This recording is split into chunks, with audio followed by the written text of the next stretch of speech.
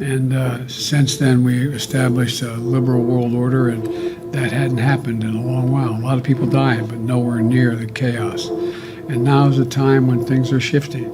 There's going to be a new world order out there, and we've got to lead it. We've got to unite the rest of the free world in doing it. Men are planning, not ordinary men, but those that possess a sort of God complex. These individuals believe that they know what is best for you, better than you know for yourself. Even so, they are planning, and now what they are intending is slowly and methodically being introduced to the masses. These changes are not up for a vote, and they will never be.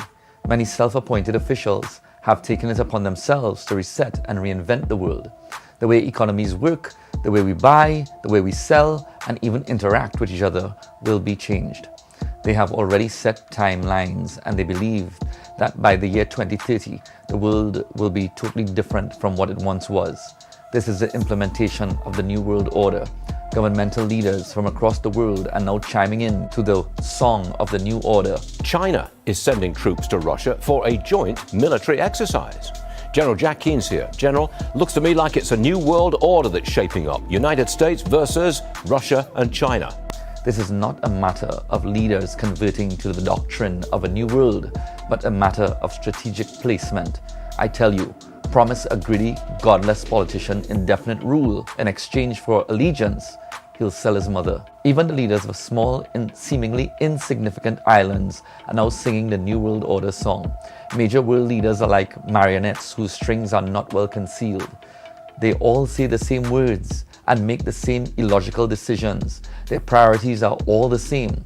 It is no longer about the people of their nations, but about the citizens of the world.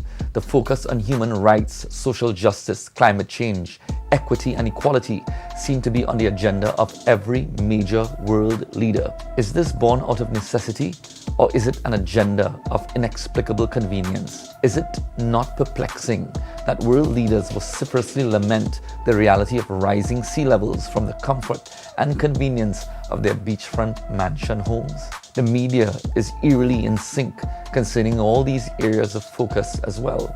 Someone or something is literally writing their scripts. These talking heads just mindlessly read off what is put on a prompter before them. The sharing of biased and false news has become all too common on social media. More alarming, some media outlets publish things simply aren't true without checking facts first. Unfortunately, some members of the media use their platforms to push their own personal bias and agenda to control exactly what people think. And this is extremely dangerous to our democracy. This is extremely dangerous to our democracy. This is extremely dangerous to our democracy. This is extremely dangerous to our democracy. Credit must be given where it is due, though. These talking heads have been quite efficient in their ability to whip up the masses into a fine frenzy whenever necessary. All the zombies behind the screen are woke, though. No sheep here. We made all these decisions and adopted all these worldviews all on our own. Of course you did. Food prices are soaring across the world. As long as you have food, it's okay. Housing prices are outrageous, but you have a place to live, so no complaints here. Well, let's complain about the homeless situation. It's a yucky plague, you see. Never mind that the homeless scourge tainting your town was the guy in the SUV next to you last year. Who knows? The next one may be you. Impossible, not me. We'll see. Men are planning. God is not planning. He has already planned, and his plans are written in stone. His words are engraved on the pages of Scripture, warning us of what is to come. He has not only warned the worthless sheep of what is to come, but he has warned the ones who have deemed you as worthless sheep of what is to come. By the year 2030, you will own nothing and be happy. We saw that coming in Scripture. The cashless society leading to total control into the hand of a single world dictator. We see that coming. The famine and food shortages, we saw that coming too. The ultra-wealthy architects of the New World System hiding themselves in luxurious caves and bunkers to escape the chaos they initiated. We see that coming. Disease, pandemics, earthquakes, and natural disasters. We see that coming.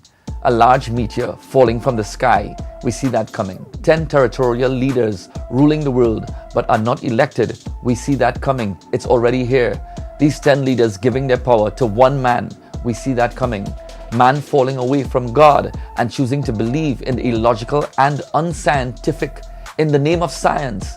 We saw that coming too. These are just the beginning of the troubles that are going to fall on mankind. No one can say that they did not know, because the Bible tells us of all these things quite clearly. Even if you never discern any of these things that are so clearly outlined in the scripture and are now gracing spots on our news feeds, I pray that you see the greatest thing that is to come, Jesus Christ. He is coming. His return is imminent, just as the Bible prophesies. Will you be ready for this, or will you still be entranced beneath a strong delusion? You mocking this declaration, we saw that coming as well. There are so many things that the Lord warned us of in His Word, but it will be very difficult to state them all here. I urge you, if you do not know Him, seek Him and find Him today. Now think about that.